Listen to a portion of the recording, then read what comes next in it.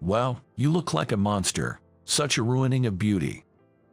Suddenly exposed to her scars, those words uttered by someone echoed well throughout the venue.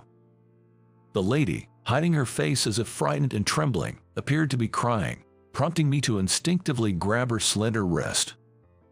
"Let's get out of here. There's no need to stay in a place like this." Her eyes, pleading as she looked at me, were as beautiful as ever. Unable to hide my outrage at those who had hurt her, we left the venue. This situation would rapidly change after that. My name is John. I'm just an ordinary guy with nothing particularly remarkable about me. After graduating from a local public high school, I went to a decent university in the metropolitan area and chose not to return to my hometown for work. I work at a fairly large company as an accountant. I struggle against numbers every day, but except for the busy end-of-month period, I often get to leave on time and have weekend off. There's a branch office in the town where my family lives, so I've thought about eventually moving back. One day my boss told me that I've accumulated too much paid leave and need to use some, so I took the opportunity to go back to my hometown. It felt strange being home outside of the usual holiday seasons. Yet, the familiar air of my childhood home was somewhat soothing, and by the second day, I was relaxed enough to nap on the couch with our family dog, Wooly. Wooly is a white toy poodle, named by my dad because he looks like a sheep. He's an absolute angel and incredibly cute. At one point, my phone pinged with a notification by the social media message. It was from Emily, a childhood friend. "Long time no see. I heard you're back home. Is that true?"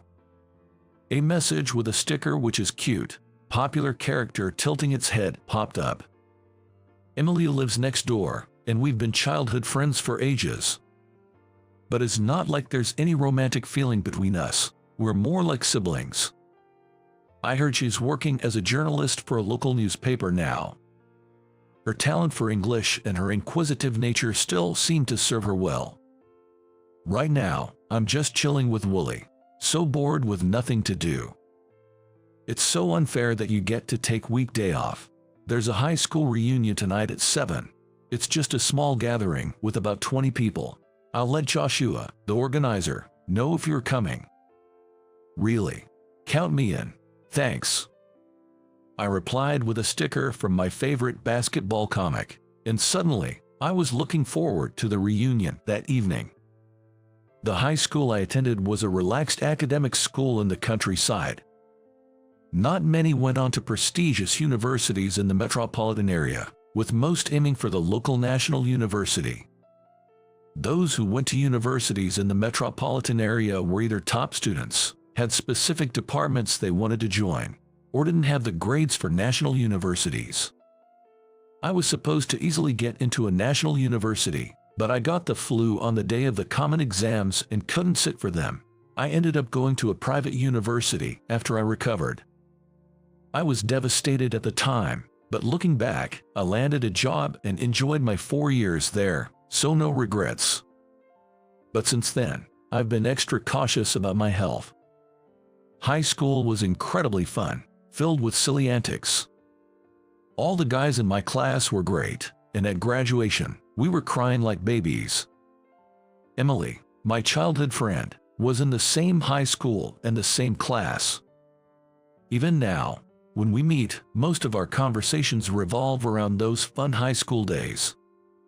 In that class, there was one girl who caught my attention. Her name was Olivia. Her name had a beautiful ring to it, fitting perfectly for such a lovely girl. She was always smiling and adorable, smart, and the star of the volleyball team. She was the embodiment of grace and intelligence, yet so humble that everyone liked her. The thought of her possibly attending the reunion made my heart race a bit. I wonder if everyone has grown up. I don't feel like I've changed much. With a bit of anticipation, I started thinking about what to wear. The reunion held at a bar. I spotted Joshua, the organizer, and went over to say hi. "Hey, John, long time no see. I heard from Emily that you were coming, so I was looking forward to seeing you. Long time no see. Perfect timing. Really appreciate you organizing this, Joshua. Must have been tough, huh? Nah, I just arranged the venue, and everyone's handling their own orders. It's not a big deal, Joshua said, laughing. I've always thought this aspect of him is truly charming. Of course, he's got the looks, the style, and on top of that, he's a high-flying public servant. I wonder why he isn't more popular with girls. He's mentioned sadly that his work is so demanding he hardly has time to date, and even when he does, he struggles to find time to meet up, leading to quick breakups. Despite his high status, he faces his own set of struggles, which somehow gives me undefeatable feeling. Afterward, familiar faces continued to enter the venue one after another. Emily arrived with a girlfriend, and we high-fived, laughing about how long it had been. It's weird, right? Everyone's aged and changed, yet we can still recognize each other. It's mysterious. Well, you haven't changed at all, Emily. Still as petite as ever. Can't help it if I didn't grow taller. You haven't changed much either, John. You're just the epitome of average. You should take a leaf out of Joshua's book.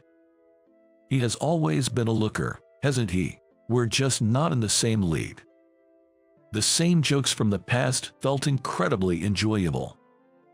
Even before we started drinking, the nostalgia seemed to raise everyone's spirits, reminding us of our high school days. Those were days filled with laughter and joy, no matter what happened. The atmosphere that brought us back to those times made everything feel even more enjoyable. Suddenly, there was a stir near the entrance. Looking over, I saw two women entering the venue. One of them was Samantha. She was the go-to person in our class, always at the center of everything. Her assertive and sometimes high-handed manner made her a bit difficult for me to deal with. The other girl, hiding her face with long bangs, was unrecognizable at first. As I was wondering who she might be, someone exclaimed, "Isn't that Olivia?" and the murmuring gradually grew louder. Indeed, the girl with the long bangs was Olivia, the beauty of the class. Her once confident posture was now hunched, and her face hidden, nervous demeanor was far from the Olivia we remembered. On the other hand, Samantha was pulling Olivia along, forcibly integrating her into the mingling groups. "Olivia, what happened? You look like a different person." I hadn't been back home in a long time, so I had no idea what had happened to Olivia. I thought Emily, always in the know, might have some information, but she just shook her head. I heard she was in a traffic accident during university, but it wasn't life-threatening, so I thought she was okay. A traffic accident? Yeah, I heard it was minor injuries, but after that, she changed her WhatsApp and email accounts, so I lost contact with her. I don't know the details. I see. It wasn't like Olivia to change her accounts and cut off contact without telling anyone, but I didn't have any more information. Feeling oddly unsettled, I was left with a lingering sense of discomfort. Cheers. Following Joshua's call, we raised our glasses high. The refreshing fizz of the cold beer passed through my throat, making me exhale with satisfaction. Acting like an old man, are we? We're already in our late 20s. Laughing with the guys around me, I took another hearty swig. The bartender brought more beers to our table, and we continued to drink merrily. Joshua. In a deliberately high voice, Samantha, sitting next to me and Joshua, began to flirt with him. She wore a revealing dress that accentuated her figure and had a confident smile as she wedged herself between Joshua and me. She's not interested in me at all. I wondered what Olivia, who came with Samantha, was doing now. Looking around, I spotted Olivia alone in a corner, not talking to anyone, her head bowed. Samantha's perfume was overpowering, making me feel uncomfortable, so I decided to head over to Olivia. "Olivia, long time no see." "John, it's been a while." I was relieved to see her smile on her lips from behind her long bangs. We made small talk, and I sipped my drink leisurely. Eventually, Emily joined us, and as the three of us chatted, Olivia seemed to become more relaxed and even started to laugh. "Hey, help me out here." Sitting next to Emily was Joshua, who had been entangled with Samantha just moments before. Was Samantha always like that? So pushy, it's kind of scary. Scary, she's just a classmate, man. She just keeps pushing without considering how I feel, and I don't know what to do about it. Seeing a handsome guy like Joshua overwhelmed by a girl's advances was funny, and we all laughed even more. Despite his good looks, Joshua seemed to have very little experience with romance and was also quite shy, which apparently made things difficult for him. "Ah, there you are, Joshua." Samantha, apparently having been looking for Joshua, sat down next to him again. She grabbed his arm and leaned in close, making it obvious to everyone that she was targeting him. Trapped between Samantha and Emily, Joshua gave me a troubled look, but there was nothing I could do except offer a helpless expression in return. "Samantha, Joshua seems a bit uncomfortable." Emily's cold comment made Samantha smile triumphantly. "Oh, Joshua didn't say that. You clinging to him like that prevents others from talking to him. John and Olivia haven't seen each other in a long time." Samantha frowned at Emily's words. Then, for some reason, she glared at Olivia and smirked maliciously. "Oh, Olivia, you wanted to talk to Joshua too, despite looking like that?" Saying that, Samantha leaned in and lifted Olivia's bangs. Olivia's bare face was exposed to everyone. Shockingly, there was a large, twisted scar running from her forehead down to her left cheek. "Stop it." Olivia tried to pull away from Samantha, but Samantha wouldn't let go of her hair. Olivia closed her eyes tightly, looking like she was about to cry. Olivia had a hit-and-run accident and ended up with a scar on her face. It's such a pity, isn't it? She had such a cute face. And now it's marred by this ugly scar, and the culprit hasn't been found yet, right? Did you have some grudge against someone? Olivia, you were quite popular, weren't you? Well, not anymore. Samantha's laughter sounded twisted and ugly. Feeling the madness in her eyes, I stepped between Olivia and Samantha, shielding Olivia's face from the crowd. "Samantha, that's really low." "What? I'm just being a good friend by bringing poor, injured Olivia out. Isn't that thoughtful?" "What are you even talking about?" Samantha's words made no sense to me at all. She seemed to think she hadn't done anything wrong, still wearing that twisted smile. "Well, she looks like a monster. It's ruining the beauty." Those words, uttered by someone, echoed loudly in the venue. Olivia, hiding her face and trembling as if scared, seemed to be crying, and I instinctively grabbed her slender wrist. "Let's get out of here. There's no need for us to stay here." Her eyes, pleading as she looked at me, were as beautiful as ever. Without hiding my anger at those who had hurt her, we left the venue. I led Olivia by the hand, walking aimlessly. It was the weekend and the streets were busy, but no one paid us any attention. After walking for about 15 minutes, Olivia quietly called my name, "John." Sorry." I quickly let go of her hand, and through the gap in her bangs, I could see her beautiful eyes. "It's okay, I'm sorry. Were you having fun before? Because of me?" "It's not like that at all. How about we start over, just the two of us?" "Really?" "Of course, let's go. How about that bar over there?" She nodded in agreement to my suggestion. That somehow made me incredibly happy, and my heart leapt with joy. Trying to hide those feelings, I hurried us toward the bar. We were shown to a semi-private booth, and after toasting with beers again, we naturally started talking. During our conversation, Olivia shared the story of her accident. It happened in my second year of university. I was coming back from a part-time job, and it had gotten dark. But I was walking through a residential area on a path I used every day, so I wasn't particularly cautious. Then, a red compact car hit me from behind. The impact was so severe that I lost consciousness before I could even feel the pain. When I woke up, I was in the hospital with bandages wrapped around my face. Seeing the permanent scar after the bandages were removed made me cry countless times. I felt so hopeless, thinking I couldn't go outside with this face, and I ended up shutting myself in for a while. That sounds really tough. Yeah, I still hadn't fully come to terms with it. During that time, Samantha came to visit me. She said it was pitiful and claimed to be my friend. She was genuinely concerned and visited me occasionally. We also kept in touch through WhatsApp. I don't understand why she did what she did today. Olivia looked down again. Her expression was almost entirely hidden by her long bangs. But even so, I could tell she was probably wearing a sad expression right now. Didn't you keep in touch with anyone else? Like Emily, you were pretty close in high school, right?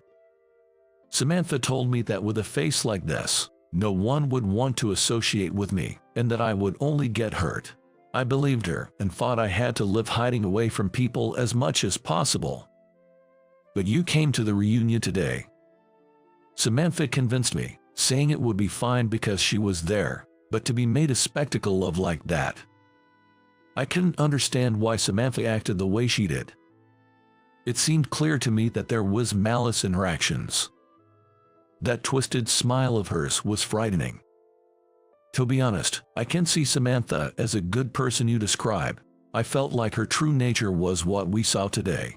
Seeing your scar, I don't think anyone would shun her or dislike her because of it. I'm sure our high school classmates, who know so many good things about you, wouldn't cut ties with you just because of a scar on her face. So, it feels like Samantha was the one pushing you to isolate herself. Could it be? Do you feel something off about Samantha too? Olivia seemed to be deep in thought, looking down. After a while, she looked up as if she had made a decision. I hadn't told anyone, but I saw the face of the hit-and-run driver. What? I didn't know him, but I saw him again unexpectedly later. I couldn't believe it and thought I must be mistaken. What she shared next was astonishing, and I felt strongly that we couldn't leave her accident unresolved with the perpetrator still unknown.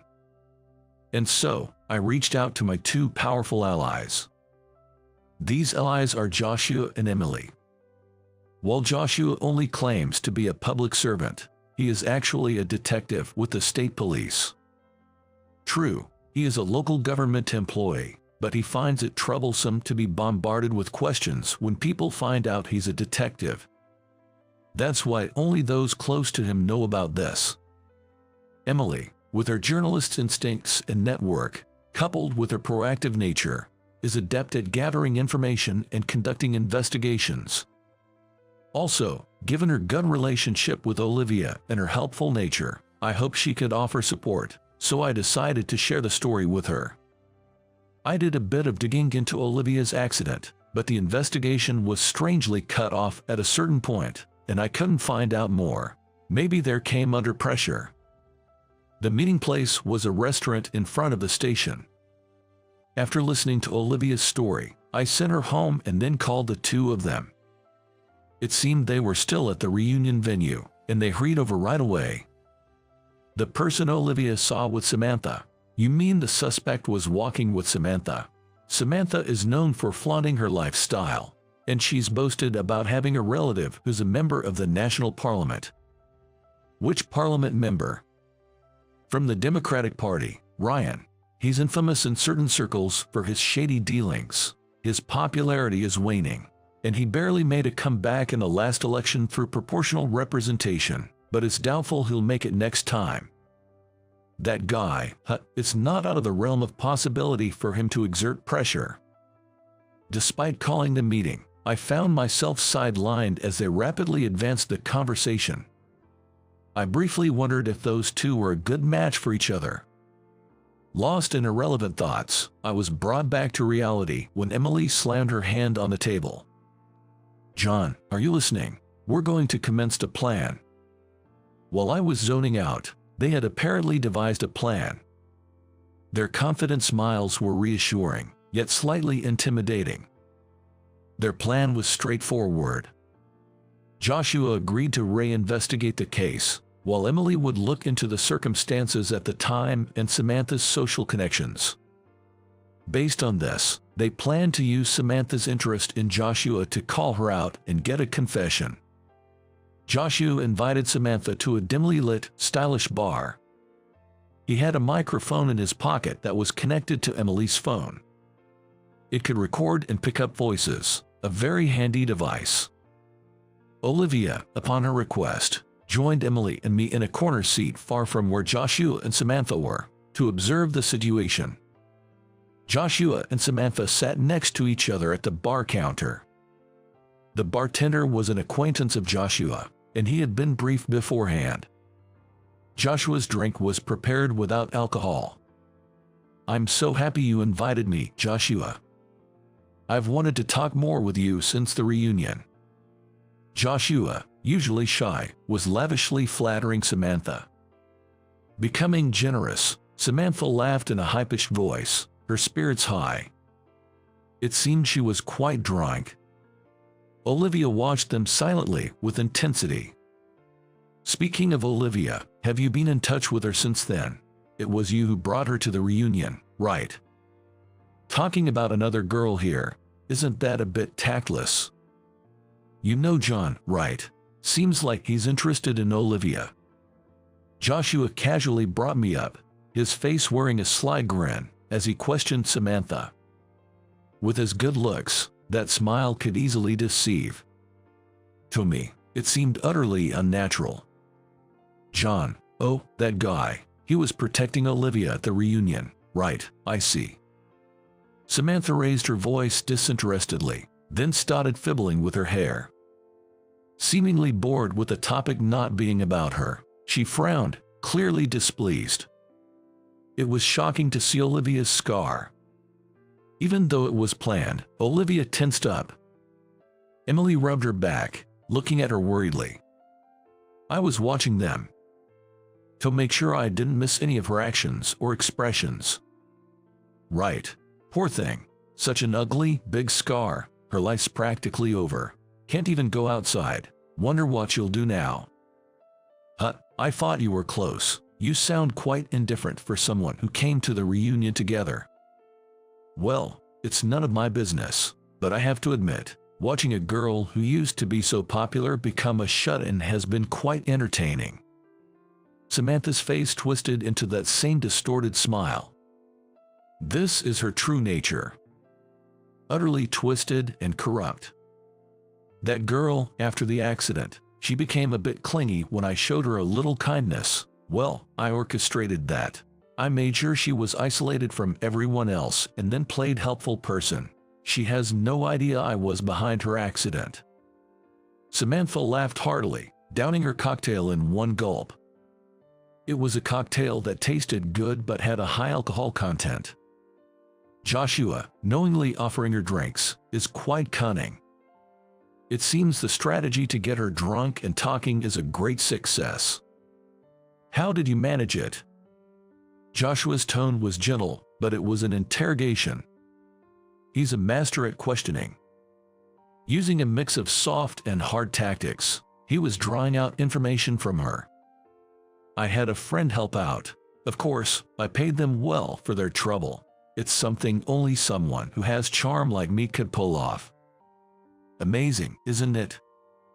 First, I filed a stolen vehicle report to hide a car, then had them hit her with it. It was late, so no one was around, and the license plate was hard to see. They just took a little drive afterwards and abandoned the car, since it was the actual owner driving. No other fingerprints would be found. Just had to get my friend to talk to the police, and it was no big deal. Everything was done by others, so I won't get caught. Smart, right? Yeah, really. I've disliked her since high school. Everyone was all about Olivia, but she's nothing special. I'm the superior one, right? Cuter, right?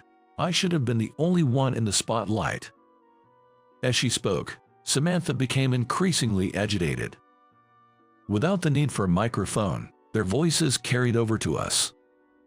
Samantha was jealous of Olivia. That's why she resorted to such a heinous act. It was just like the prideful Samantha. She couldn't stand the thought that Olivia might be better than her. Is that the reason? Quite selfish, isn't it? Joshua stopped smiling and narrowed his eyes. The soft atmosphere vanished, replaced by a tense one. Faced with Joshua's change, Samantha seemed lost for words.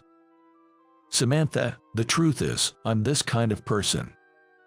As he said that and pulled out a badge from his inner pocket, Samantha's expression grew increasingly stiff and pale. What Joshua produced was a police badge. It was something that proved his identity. I've recorded our conversation. Would you mind discussing this in more detail? At the police station, of course. Samantha was stunned for a moment but eventually agreed to accompany him, seemingly resigned. Things would clarify everything. It was just when I too had breathed a sigh of relief. Olivia rushed in front of Samantha. Samantha, I trusted you all this time. It's disappointing. What, after all your dependency on me? You should just stay hidden away with that ugly scar. Living with such a scar exposed is just shameful. Even so, I won't give up on my life. I'll struggle through, scarred and betrayed, and won't let things go your way. Stay out of my life from now on. Goodbye. After saying that, Olivia returned to us, standing tall with her back straight as she used to. Olivia, who declared her separation with a loud voice, looked cooler than anyone else, even if the expression she showed us was tearful. You did well, I said, patting Olivia's head. She then broke down crying. Emily teased me for making Olivia cry. I didn't know what to do. Samantha, escorted by Joshua, left the bar. Having been told goodbye by Olivia, she was dazed and no longer violent. After the inquiry, Samantha admitted to all her crimes, and the man who executed the plan was arrested. The congressman, Ryan, fell from grace due to Emily's expose. Years later, the case was resolved. Olivia cut her bangs short afterward. Despite the painful scar, her expression regained its brightness, and she smiled charmingly. Joshua knew a skilled plastic surgeon to introduce her. Determined to try various skin treatments, she was optimistic, even if the scar didn't disappear completely. I sincerely hope her efforts pay off. Olivia and I are in touch now. After returning to my city from vacation, I found myself wanting to see her. I decided to request a transfer to the branch office at hometown. Until then, I want to deepen our friendship through calls and SNS. After a while, I received a message from Emily. Surprisingly, she had started dating Joshua. It seems they hit it off after that incident and went out for drinks a few times, which led to them becoming a couple. Despite their busy careers, they're making it work. Olivia and I often talk about them. Olivia and Emily have rekindled their friendship, going out together often. Emily looks truly happy, and I'm a bit envious, Olivia mentioned. Charmed by Olivia's lively voice, I couldn't help but blurt out, "Hey, should we start dating too?" I could sense her catching her breath on the other end of the line, and I broke out in a cold sweat for fear that she would reject me. However, the voice that came through was cheerful, instantly lifting my spirits. "Yes, I'd like that. Hope we'll keep our relationship for long." The fact that we were only talking on the phone was frustrating. I found myself wanting to see her right away. Her cheerful voice made me happy. Her laughter made me happy. I knew then that I wanted to cherish and protect her, this precious person to me, forever.